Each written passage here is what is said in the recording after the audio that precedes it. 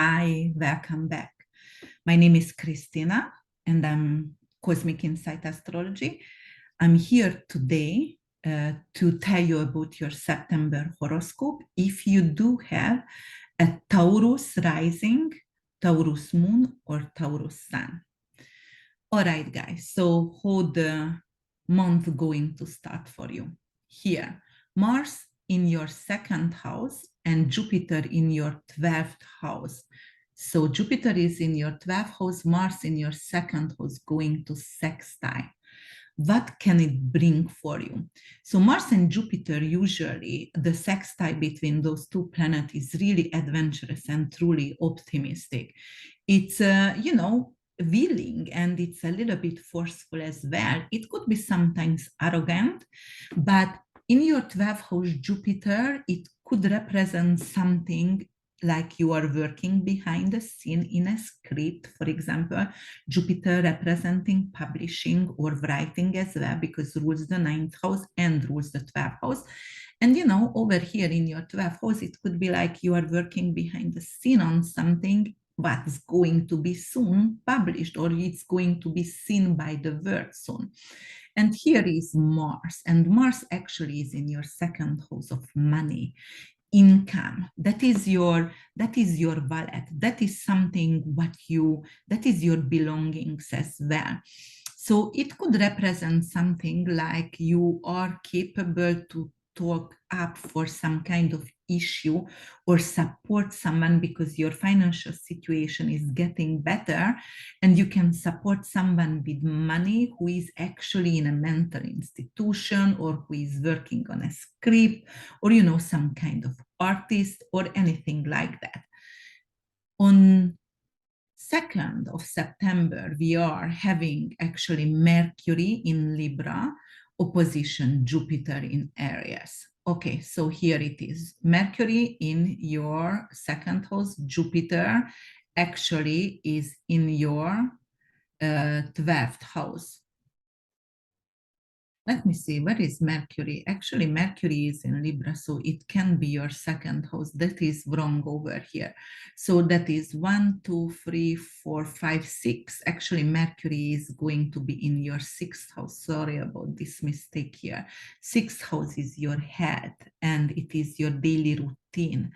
It is your work. And Jupiter actually in the 12th house, that is everything behind the scene. It could be mental institutions, it could be your bedroom, it could be your dreamland, and Mercury and Jupiter opposition many times could represent some kind of issue with your judgment.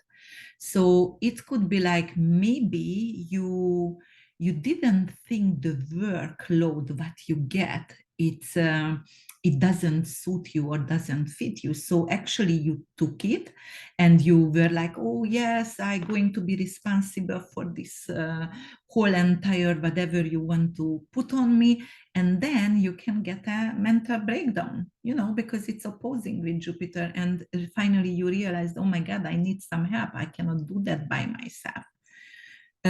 On Venus going to go on your 5th house, and Venus is going to go to the 5th house on September 5th in Virgo. So Venus in your 5th house, it's something about your joy and your hobbies and your children and your intimacy. Venus over there is really loving. It is like some kind of great project. It's some kind of artsy project you can start and you will love, or it could be like you going to actually spend time with your children, and it's gonna be some kind of dogmatic, like you're gonna make a decision. Virgo is like making a decision every day, 2 hours I do art with my children or something like that. All right, so let's see, Sun in 5th house also in Virgo, and Neptune in 11th house in Pisces. And those two planets going to oppose to each other. So where is Sun is in your, here, in your 5th house, and it's going to oppose your 11th house, Neptune here. So what can be like Neptune and Sun opposition? Neptune is illusional, delusional. It's almost like you put a pink glasses on and you don't want to see the truth. It's better to cover your eyes because otherwise the reality can hurt. So it's better to pretend. It's better to lie to yourself. Unfortunately, it can mean that. And it could be with some kind of project and friendship. So, for example, it is like, I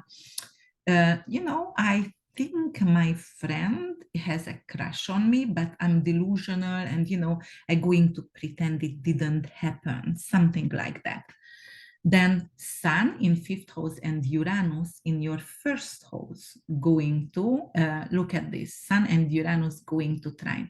So first house is Uranus and North Node, and Sun is in your fifth house going to trine. This is really good for fun and enjoy life and self-confidence. This could be something like you're going to actually have a new eclectic kind of style, like you're going to actually reinvent yourself, and it's going to be like, I never had a loop earring, or like I'm going to shave my head and I'm a woman, but it is really, really unusual from you, but it's gonna be fun, and you're gonna raise some eyebrow with that. And look at what's going to go after Uranus. So here is Venus and Mars going to actually square. Mars is in Gemini, Venus is in still Virgo. So when Venus and Mars, I don't know if I put anything here between Venus and Mars, no, but Mars is in your third house, second house, and Venus is here in your fifth house. And that's going to square to each other's, right? So square is not a good aspect in astrology. It's something what is make you to change. It is uncomfortable, and that's why the change is a must. That's what it means. And Mars in Gemini is very restless. It is like, actually, you will need to be careful to talk about your financial situation, for example, or because you can hurt someone, or you can hurt someone, your intimate partner, because fifth house also your lover, and talking about how much you make, and it could actually even hurt your children, for example, because they might going to earn less than you, and it could be like, oh, you're not supposed to talk about things like that with us. And then it could be also Venus and Mars, the lovers actually, and the ultimate lovers and the perfect yin and yang in astrology. Venus is not only representing love, but also money as well. And Mars is your desire and courage. And this little square between them, it could indicate like, for example, I have an art project, Venus in Virgo in your fifth. It could be like I have something I wrote, or I have some kind of art project, but I don't dare to show that to the public, like because I'm scared from criticism. And Mars could be actually very critical, really critical. And second house could represent something like, like it's not a publisher, but it is your money. And I know if I'm going to say my opinion, or if I'm going to show that for someone, they're going to criticize my artwork, and it could actually decrease my income somehow. So that's why you might be afraid of that. Let's move forward here, and then we're going to go here. So it is Venus and Mars square, and I'm gonna stop over here for a little bit. We were talking about Venus going to Virgo on September 5th, but we didn't talk about Pallas Athene. Pallas Athene going to go to Cancer for you in your third house of neighborhood or siblings. It is also writing and communication, and Pallas Athene is the goddess of wisdom. And in your third house, it means like you're going to use your words wisely when you are going to talk to anyone, or when you are going to communicate with anyone, or when you write a letter, or when you write your anything like dissertation or whatever is that, but you're going to use your wise, experienced communication. And then what else could be that? So yes, so let's go to the full moon. Full moon is happening on September 10th, and it's going to happen in Pisces, 17 degrees and 41 minutes. Here it is. Full moon in Pisces. So then we can talk about a little bit of Pisces. Pisces is really magical, the most psychic sign in astrology, and it's really indicating lucid dreamings and intuition and psychic ability. So it's going to look, Pisces is for you in your 11th house of friendship, social circle. So the full moon gonna happen over here, and full moon is always a completion and an ending in our life. So it could represent for you guys, Taurus, you're going to lose some friends, or you're going to end some friendship, or actually you're just going to end to be part of some kind of social circle. So that's what it is. It could be simple as it is. And this full moon, look, is going to sextile with Uranus, and sextile with North Node. And I wanted to, oh, no. Wait. I have to go backward. What did I do? Okay, here. Okay, and then I have to make this bigger for you guys. So, okay, yes. Okay, so it's going to sextile with Uranus and North Node. North Node is your future, it is your karma, it is very Jupiterian energy, and it is your purpose, actually the avenue what you are choosing in this lifetime. Uranus is chaos, Uranus is the unexpected, it's represent independence and originality as well. So sextile the full moon with this. So here is the full moon going for you, and here is Uranus and North Node in your first house of self-confidence, of the essential self, of your will, your individuality, okay? And those two sextiling, it's representing you going to actually have an emotional support from a friend, and who going to actually support your breakthrough, your individuality.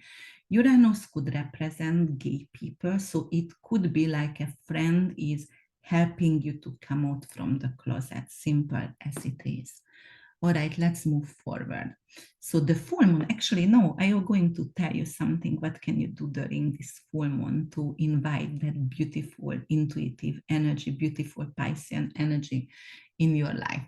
So Pisces ruled by Amethyst and Lapis Lazuli, because the Amethyst rules February, and it's also rules Pisces, and it's your intuition and your third eye as well, opening your third eye. And then you can use Lapis Lazuli to get connection with the divine energy. Lapis Lazuli used by Jupiter, and it is a Jupiterian stone. So those two actually is enchanting your lucidity during this dance, if you want to. So I would use that in full moon ceremony. I also would use, I'm a Pisces sun, I also would use lotus tea to drink, and colloidal gold I drink to enhance my focus and actually my psychic ability, and mugwort tea, and it's giving me total lucid dreaming. It's unbelievable. It's really, really good. So that's what you can use. Okay, you can use during your seance some kind of pine oil, because Pisces also rules the pines and the willow trees, and you know, it would be definitely something what can help to enrich everything around full moon. All right, so let's move forward, and we're going to actually go to from the full moon to September. We stopped over here. So Sun and Neptune going to be in opposition. You know, Sun is your individuality, Neptune is your illusion, and if it's in opposition, that's definitely that there is some kind of misunderstanding about yourself. So maybe you pretend too much, and maybe you pretend because it's really hurtful not to pretend in this world. So careful with that. Or maybe you don't see your lover clearly because Sun it's in Virgo in your fifth. So it could be your intimate partner, or actually you are blind and blindfolded with your child. So somebody tells you your child doesn't behave. Maybe the teachers are complaining and you're like, oh, no, no, no, you are in denial. So open your eyes, please. And September 16, over here, we have Venus trining North Node, which is like, you know, Venus is love and beauty, and trining with North Node in your first house of your self-esteem. And, you know, it's like, it could be like, I'm going to have a different purpose right now. And my purpose actually including something like, I want to look good, I want to feel good while I'm working, or actually because I have a different purpose which is fulfilling my soul, that's why I feel beautiful. So it's aligning finally because I do what I need to do in this life.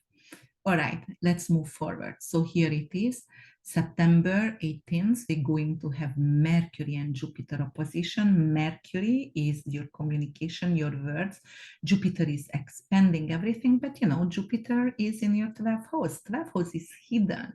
12th house is gossip. So, you know, Mercury and Jupiter here could represent like, you know, some kind of gossip is coming up between a coworker and me, or coworkers gonna start to gossip about me. So something unpleasant could be with your work situation, something lies. Like, for example, I have an employee or a coworker and interrogation, and somehow the coworkers lies about me, want me to be in trouble.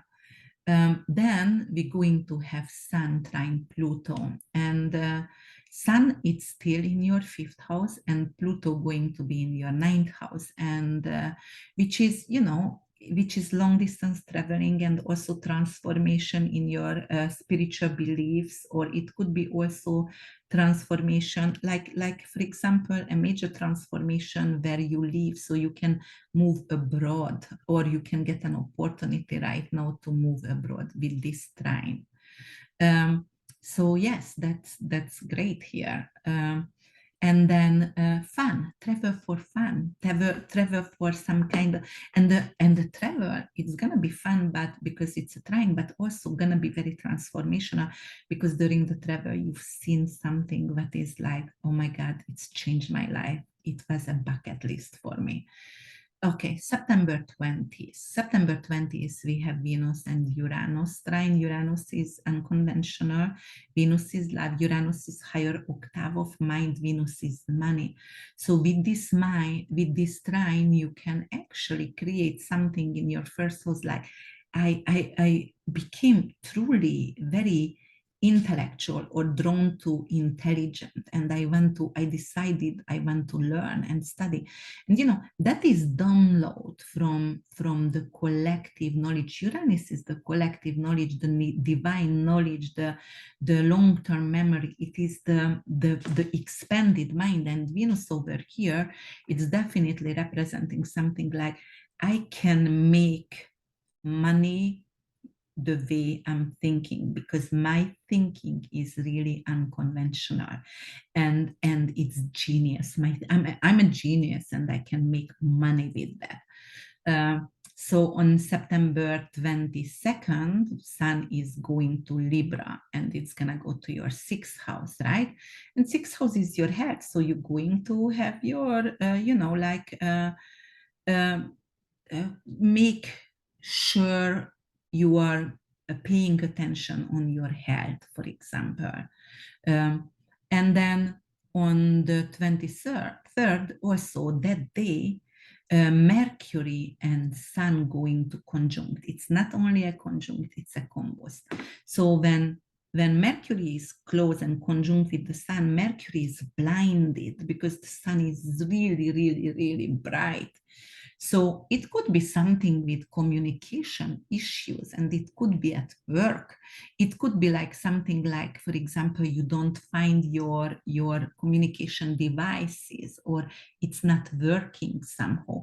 It could be even a solar flare that day, actually, a solar storm, something like that, which is going to stop us to use the computers or social media platform or situations like that, simple as it is. But simple as it is, you can lose your phone and you are not able to communicate for a while with this combust. Or you are not heard. Somehow, whatever you want to say, you just feel like you are not heard. Then when we move forward, we're going to have actually, so that was 23rd, yes, so Venus opposing Neptune. Venus is love, Neptune is higher octave of love. So this is a little bit is in struggle, because Venus also could represent money. Venus have two sides, the evil side and the loving side. And this is the true yin and yang. Venus could be the true yin and yang, opposing with the unconditional love, but also the delusional illusion of Pisces. I mean, Neptune, who can be on drugs or alcohol addict. So it is like a conflict, and it is a conflict between like, do I love myself enough and give up addiction, for example, or do I love myself enough not to lie to myself or not to pretend anymore? Simple as it is. Then on September 25th, we have a new moon, and the new moon going to happen in Libra, and it's going to happen in your health house, in your sixth house work. So you might going to start a new work, or you might going to start a new health routine. So this is really good. It's a new beginning over here. And it's in Libra degree and decan, and also in Libra Dwat. So it is really Venetian flavor, which representing like a lot of love, self-love, self-care. So yeah. And then you see Mercury went to retrograde on September 9th, and it started in Libra, but it's going to go back to Virgo on September 23rd, Mercury. So it came to Libra, and then it's going back to Virgo again. But September 26th, we're going to have Venus and Pluto trine.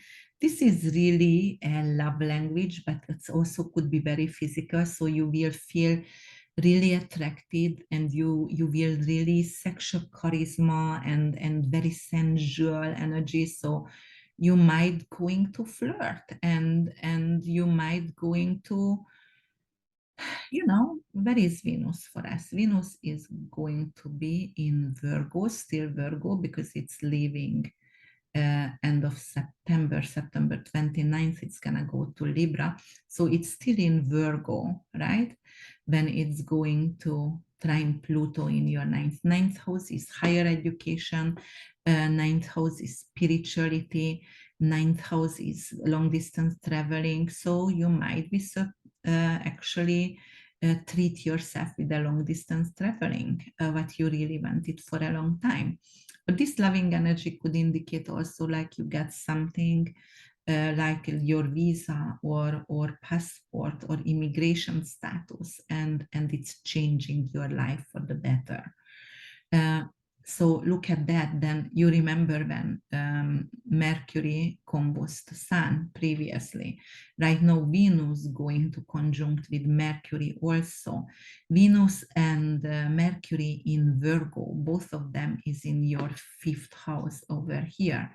So, you know, that is totally like talking to everyone and talking to your children with a loving communication between you and your children, and between you and your intimate romantic partner. So this is really good here. Mercury is also sales. Venus is something like jewelry that you made in the fifth house. So it could be like right now I'm going to actually open a Shopee and where I'm going to sell my jewelry or my artwork, what I made. On the 26th, we're going to have Jupiter in Aries and Sun opposing to each other. And it's going to be in 3 degrees 42 minutes. So Jupiter and Sun, right? Yes, in Libra. So it is going to be the 12th and 6th house again. So it's indicating something, psychosomatic issue, for example. So for example, it could be some kind of denial, like I don't need to go for a treatment, or I don't need to get a second opinion, because sixth house is your head doctor, you go to the doctor. But 12th house is fear. And I fear to go back to the doctor, could represent that one as well.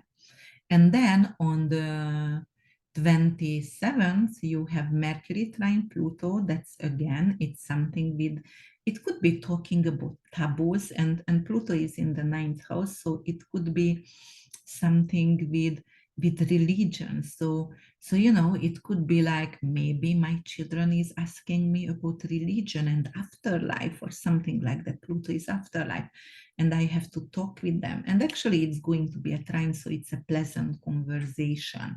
And on September 28th, you have Mars and Saturn trine. Saturn is the planet of discipline. It's rejection and also responsibility, delay, decay. So it's a very, very heavy energy. And Mars is the courage, Mars is the inner warrior, Mars is the fire, the initiator inside in us.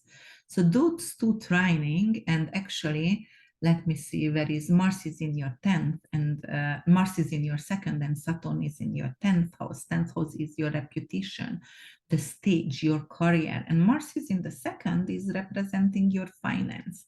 So Saturn over here, it was like, Saturn is gifting you something. You worked very hard for something in the past. And right now with this trine, Saturn is gifting you something what you were working for so hard. And Mars is, the fire inside. So you keep the fire, you're gonna talk about that. You're going to actually initiating the that kind of like, okay, I worked very hard and I need a promotion. So you're going to initiate that for your boss if you have, or for the CEO. You're gonna talk about yourself and you're gonna say, listen, right now it's time for change. Right now you need to pay attention and you need to award me because I was working my ass off for you and I need to be awarded. So that kind of situation. All right, so we were talking about Pallas Athene in your third. Black Moon Lilith also is in your third house. So it is some kind of, Black Moon Lilith is associated with stillborn, with abortion and miscarriages. In your third house, it could be like someone who is like a sibling to you, a younger sibling, or it could be like a friend or neighbor could actually lose a baby.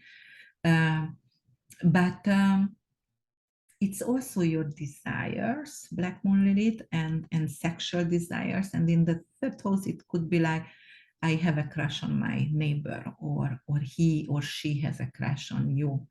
Chiron in the 12th, it is like wounded warrior in the wounded healer in the 12th, representing mentally you are going through something what needs to be adjusted. And Vesta in the 10th, Vesta is an asteroid of investment as well. But Vesta is the eternal flame. So that's why you are ready to ask for promotion. Vesta is there. So you know your worth. And Juno in your 11th house, Juno is loyalty. So it means like you are staying loyal to a friend. And actually Juno still in retrograde. So actually a friend is coming back to your life who is loyal and, working out something with that person. All right, guys. So my dear Tauruses, if you loved my podcast over here, then don't forget to subscribe and check out my website, which is www.urbanwitch.org. You can also follow me, urbanwitch.org, on Instagram and Facebook. And I want to announce something. I have my first book written, which is Let's Talk About That. It is, and also the podcast is coming tomorrow. Let's Talk About That life. It is actually for teens, with teens. Sex education, death education, it's all the Plutonian energy, all the taboos we're going to talk about, and all the Neptunian energy, the drugs and wars and hospitalization and everything, aliens.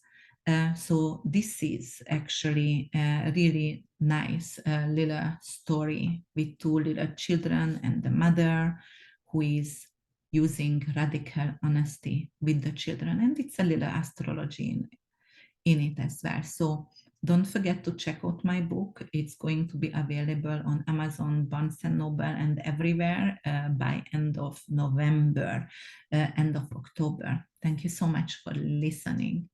Take care and see you in October. Bye.